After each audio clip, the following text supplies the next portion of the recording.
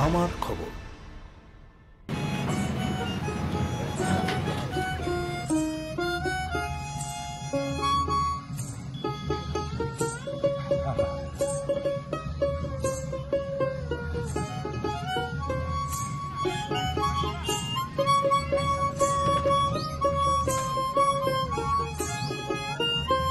যারা মেলার খবর প্রত্যেক দিন দেখছেন তাদের জন্য সুখবর।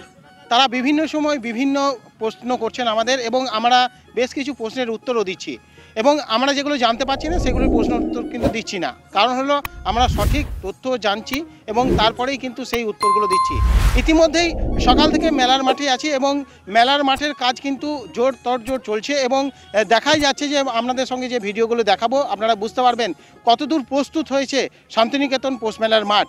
কারণ হলো শান্তিনিকেতনের পূর্বপল্লীর মাঠে মেলা করার জন্য অধীর আগ্রহে বসেছিলেন ব্যবসায়ীরা। ইতিমধ্যেই যেটা জানা যাচ্ছে প্রায় সকাল পর্যন্ত 1100 স্টল বুকিং হয়ে গেছে।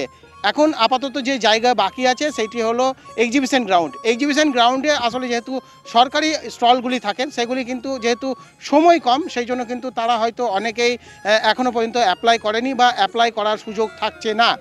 সেই জন্য মেলা কমিটি যারা দায়িত্বে আছেন, জেলা প্রশাসন এবং বিশ্বভারতী যারা আছেন এবং অন্যান্য যারা সহযোগিতা করছেন শান্তিনিকেতনের পূর্বপল্লী মাঠে মেলা করার জন্য, তারা কিন্তু একটা নতুন সিদ্ধান্ত নিয়েছেন।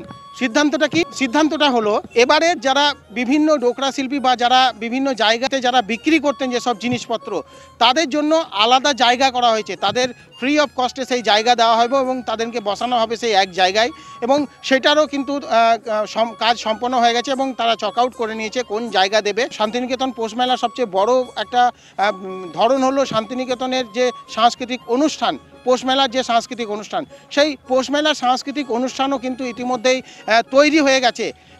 হয়তো আজকালের মধ্যেই সেই সূচি প্রকাশ করে দেওয়া হবে কি কি অনুষ্ঠান থাকছে। যেভাবে আগে পেতেন 2019-এর আগে যে মেলা বন্ধ হয়ে গেছিলো তার আগে যেভাবে প্রোগ্রাম সূচি বা অনুষ্ঠান সূচি যেগুলি পেতেন সেগুলি কিন্তু ইতিমধ্যেই হয়তো কাল পরশুর মধ্যেই আপনারা পেয়ে যাবেন বা জেনে যাবেন কি কি অনুষ্ঠান থাকছে।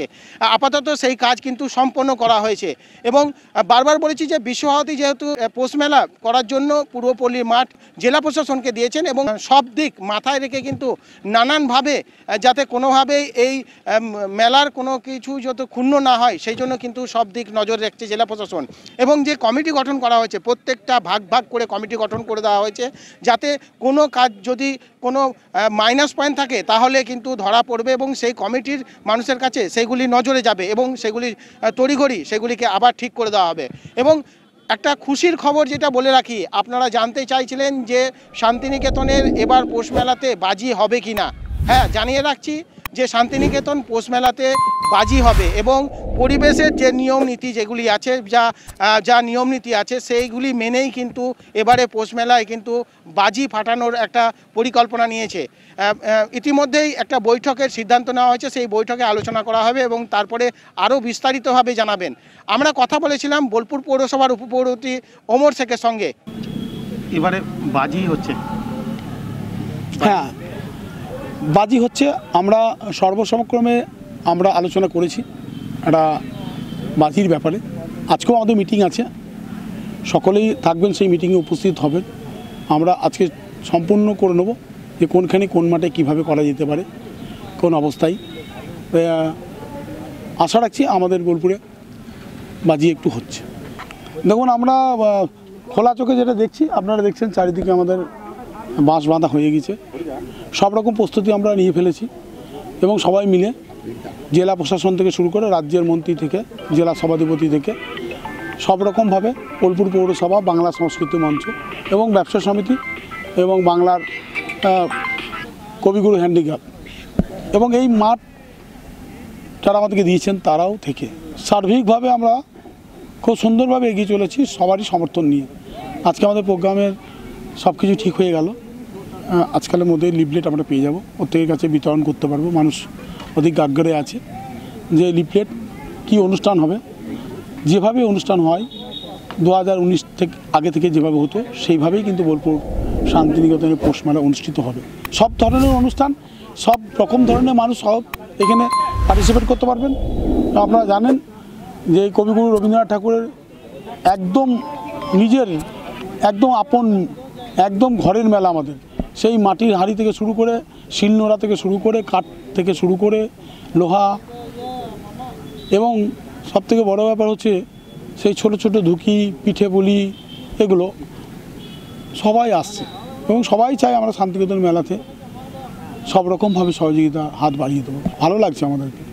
আমরা এর আগে দেখেছি ফুটপাতে প্রচুর মানুষজনকে তারা ফুটপাতে বসে ফুটপাতে করতো, কিন্তু আমরা ঠিক করেছি, কমিটি ঠিক করেছেন পৌষ মেলার, যে ফুটপাতদেরকে বসার জন্য আমরা আলাদাভাবে বিনা পয়সায় স্টল বিতরণ করব। বোলপুর পৌরসভার উপপৌরপতি অমর শেখ বিস্তারিত জানালেন যে কি কি থাকছে, কিভাবে পরিকল্পনা করা হয়েছে এবং সব দিক মাথায় রাখা হচ্ছে যাতে কোনোভাবেই কোনো দিকগুলি পিছিয়ে না পড়ে। যেটা খুশির খবর আপনাদের জানালাম যে এবারে পৌষ মেলায় কিন্তু বাজি হচ্ছে, কিন্তু একটি বৈঠক হবে, সেই বৈঠকে সিদ্ধান্ত নেওয়া হবে কি পরিমাণের বাজি এখানে ফাটানো হবে বা কতটা পরিমাণে বাজি ফাটানো হবে। যেটা জানা যাচ্ছে যে যে টিভি সেন্টার মানে দূরদর্শন বা শান্তিনিকেতন আকাশবাণী যে টিভি সেন্টার বা রেডিও সেন্টার আছে, ঠিক তার পিছনে যে মাঠটা, বাংলাদেশ ভবনের যে পিছনে মাঠটা, সাইডের মাঠটা, সেই মাঠেই কিন্তু বাজি হবে এবং সেই বৈঠকের পর আরও বিস্তারিত তথ্য তুলে দেওয়া হবে সকলের সামনে। আমরা প্রত্যেক দিনই আপনাদের সামনে ছোট্ট ছোট্ট করে শান্তিনিকেতনের পূর্বপল্লীর মাঠের পৌষ মেলার প্রস্তুতি কতদূর হলো আমরা কিন্তু তুলে ধরবো। আপনারা আমাদের সঙ্গে থাকুন এবং আমাদের ফেসবুক চ্যানেলটিকে সাবস্ক্রাইব করে রাখুন। যখনই আমরা কোনো খবর টেলিকাস্ট করব বা প্রকাশিত করব, সেই খবর আপনারা জানতে পারবেন। এবং আপনারা বারবার বিভিন্ন তথ্য আমাদের সামনে জানতে চাইছেন বা আমাদেরকে জিজ্ঞাসা করছেন, আমাদের অবশ্যই আপনারা কমেন্টে জানাবেন এবং কমেন্টে লিখবেন। যদি কোনো তথ্য থাকে আমরা অবশ্যই আপনাদের উত্তর দেব। শান্তিনিকেতন থেকে মুনতাজ রহমান, আমার খবর, বীরভূম।